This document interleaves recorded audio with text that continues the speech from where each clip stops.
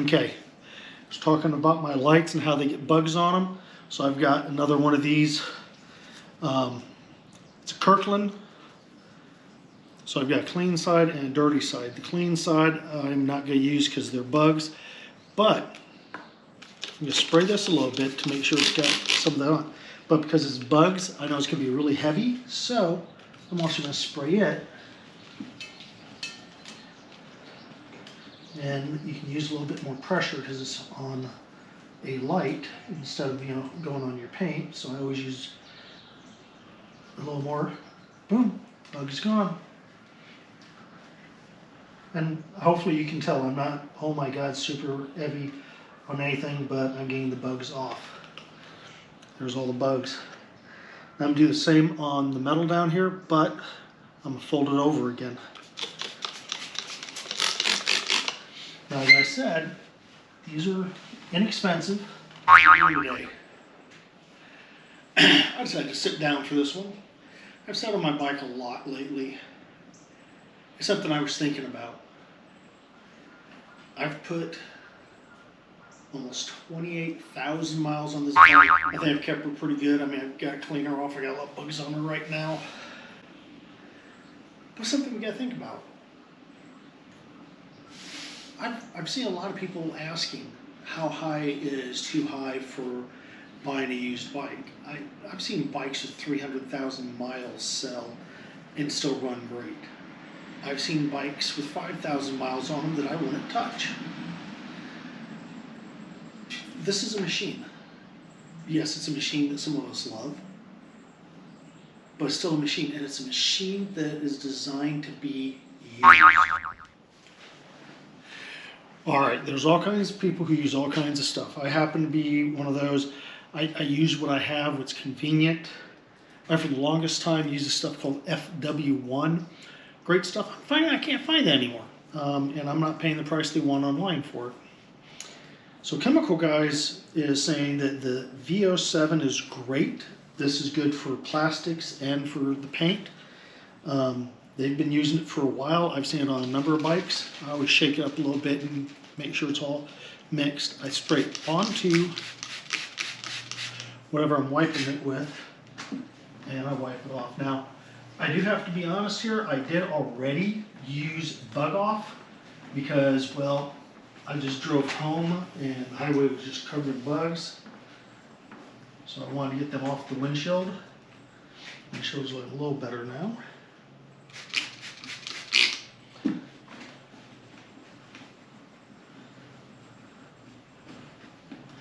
Now, I don't clean my bike every day. I don't clean it, super thoroughly every single moment, but when it starts getting, buggy and everything, I do it a little more often.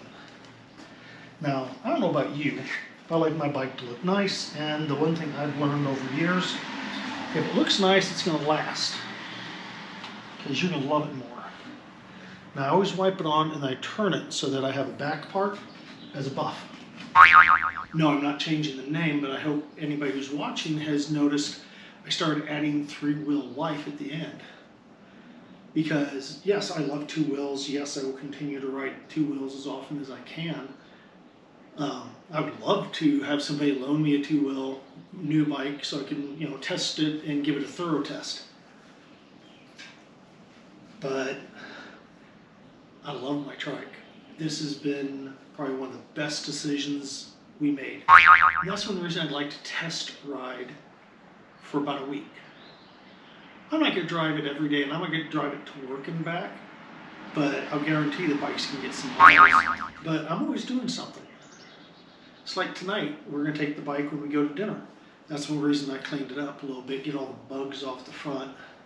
I got to do the inside of the screen still. If I could get a dealer to give me a 2-wheel bike for even a week, or heck, let's say a weekend. Now the reason I say give, yeah, okay, you can go rent. I do it. It's like I'll take a bike on a test ride anytime I get a chance. I really love doing that. But that's a test ride. That's moments. I can't really give a good review. You got to put a couple 100 miles on a bike to actually be able to review. Let's get into a review. I've had my baby here for 15 months. I've got 28,000 miles on this bike. The only issue I had was about the first month, I kept noticing that she was leaking coolant. I couldn't figure it out. I opened it up, the lid's on, everything's fine, but leaking coolant from somewhere. Well, when it's all closed up and you're moving, the lid wasn't 100% on. I didn't notice that. It could be part of my fault, I don't know. But the lid wasn't on properly, and it was shimmying. So the liquid would spill over and drip out. Well, it drove me nuts. So I'd take it in, because it's under warranty, it was less than a month old. They'd look at it, they're like, we can't figure this out. They couldn't figure it out. They'd top it off, and they're like, okay, there's no leaks anywhere. Came to find out, the top, when you touch it, it feels perfect, it feels tight. It wasn't. It was oversized on two ends, so when it started to vibrate, it opened up two air pops for it to leak out. You want to go all the way down, but man, you would leak down pretty quick.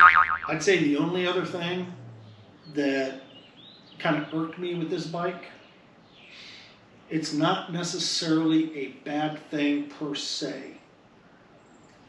But when I got it, I had to put on all kinds of stuff that I had on my original bike that would have cost a huge amount of money to put on. So I'm like, hey, I'm just gonna do it this way. The only things that I had them do was the Tour Pack, heated grips, and I had a heated seat, so I wanted to put the heated seat on. And I'd asked, and they said, oh yeah, it's already set. All you do is you take off the seat, you put on this seat. I go, great. You guys can keep that seat. I'm just taking my old heated seat off. I'm putting it on here. Nope, it doesn't come that way. There's a cord you have to buy. The cord's 50-something bucks. I'm like, I'm not paying 50-something bucks. Give me the cord off my own bike. I got to know all the other people's in service. I know 90% of the people up in that dealership. I think it's a really nice dealership. They've so far done me well. And I got onto this one. So I went from a bike with 35,000 miles plus on it, and I got onto this one. At 25,000, you have to take it in and you get the head bearing checked. At 50,000, the head bearing is totally replaced. There's Low Country Harley Davidson just recently did something on that's real cool. So what I'm thinking of doing at that time, I want to change my entire front end to black. I know I'm thinking of doing a stage 2 on her. She doesn't need it. I can get this puppy up, no problem. I can go speed limit without thinking about it. My wife tells me I was going over speed limit this weekend. I don't remember it. I did not notice it, and I did not get a ticket for it, so I did not go over speed limit.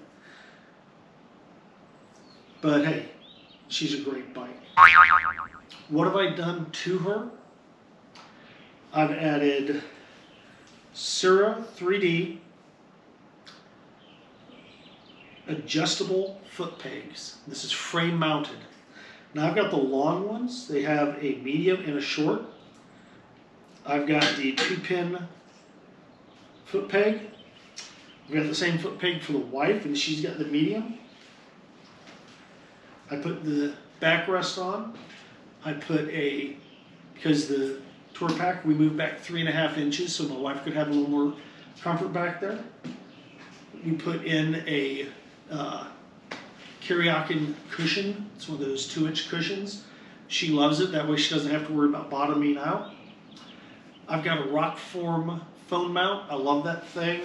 Nice thing is my phone on the back is magnetic, so I can put it on my tank, but I can hook it on almost anything and it works really well. I've got the passenger drink holder and the driver drink holder. Big ass drink holders, that's their name. They're also 3D. The Tour Pack move back was Kuryakyn.